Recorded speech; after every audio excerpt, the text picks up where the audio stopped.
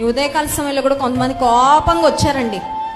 భార్య మీద కోపం, భర్త మీద కోపం, అక్క మీద కోపం, తమ్ముడి మీద కోపం, బాస్ మీద కోపం, తోటి ఉద్యోగి మీద కోపం, దైవజనుల మీద కోపం.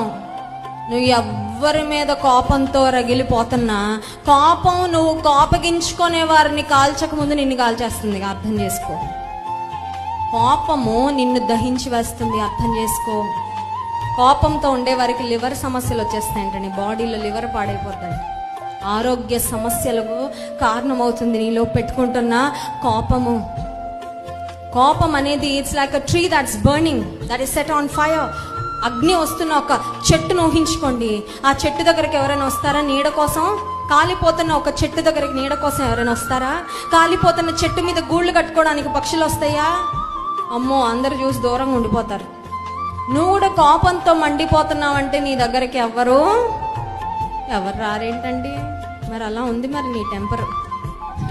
నీ టెంపర్కి భయపడి ఎవ్వరు నీ జోలికి అది ఎవరు చేరేంటక్క ఫ్రెండ్షిప్.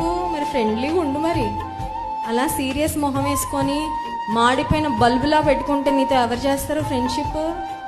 ఒక చిరునవ్వు ఉండదు, ఒక పలకరింపు ఉండదు, ఒక కలుపుగోలుతనము ఉండదు, ఒక ప్రేమ, ఒక ఆప్యాయత నీలో కనబడినప్పుడు ఎవరు వస్తారు నీ దగ్గరికి? ఎవరికి కావాలి? నువ్వు నాకు ఎవ్వరు అక్కర్లేదు అన్నట్టు బ్రతుకుతున్నప్పుడు నీ దగ్గరికి ఎవరు వస్తారు? నువ్వు కూడా ఎవరికి అక్కర్లేదు.